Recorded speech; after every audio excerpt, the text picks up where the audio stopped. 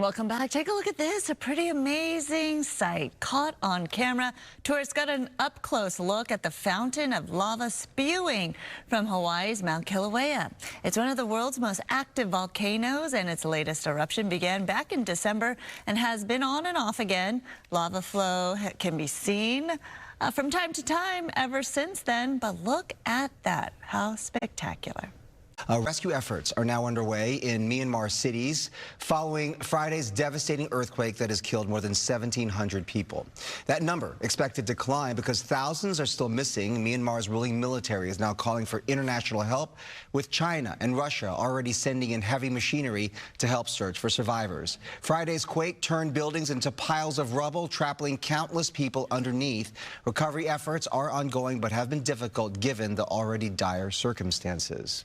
A country with one of the world's the biggest problems with obesity and diabetes is implementing new guidelines to help fight the problem. Mexico officially began a prohibition of junk food sales in its schools as of Saturday. Schools will now forbid any food or beverage indicating the food is high in salt, sugar, calories, and fat.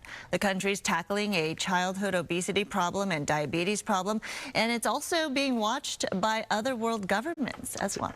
Tariffs are on the way, and 3 elections tomorrow may give us a first window into what voters think of President Trump's agenda so far. That's right. Doug Zader has more from us from Washington this morning. Doug, good morning. Good morning. You know, April 2nd is the day the president has been talking about quite a bit. That is what he refers to as Liberation Day. We're going to see a slew of new tariffs.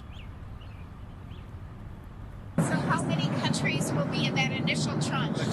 You'd start with all countries, so let's see what happens. President Trump on Air Force One on the way back to the White House yesterday, not offering any specifics, but promising big tariffs on Wednesday, with White House officials promising prosperity. Tariffs are tax cuts, tariffs are jobs, tariffs are national security, tariffs are great for America. The cost for cars, among other things, may spike. The president told NBC News, "I couldn't care less if they raise prices because people are going to start buying American-made cars." Democrats aren't buying it. That is a tax. That money doesn't come falling out of the sky. Trump's cost-cutting ally Elon Musk, meantime, was in Wisconsin, trying to drum up support for a key state Supreme Court race tomorrow in a big swing state. We're going to pull a rabbit out of the hat next level. The Democrats are hoping to make inroads in Wisconsin as well as in Florida, which has 2 House races tomorrow. Both are in solidly pro-Trump districts, but Democrats see opportunities there. At the same time, the president is looking ahead to 2028, not ruling out the possibility of a 3rd term.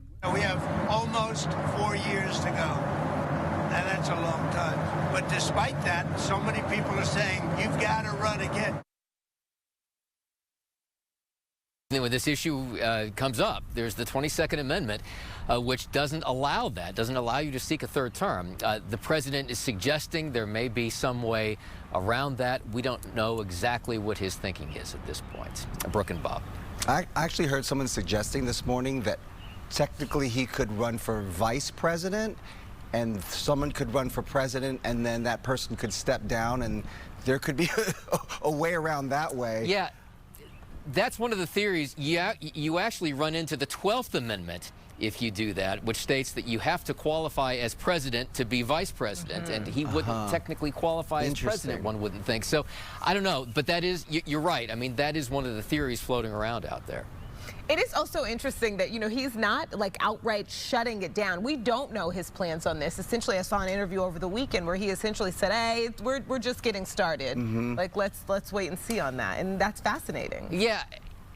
We see that answer change a little bit, though. Yeah. It seems to be getting a little bit more serious. I mean, initially it seemed to be kind of a joke. Now it seems as though it's something that he's considering. It doesn't necessarily obviously mean that it's going to happen, but it's being discussed. Yeah, I think we're beyond the point of thinking that everything could be just a joke or it could be a hyperbole, given things like Greenland, I mean, it could be a serious thing.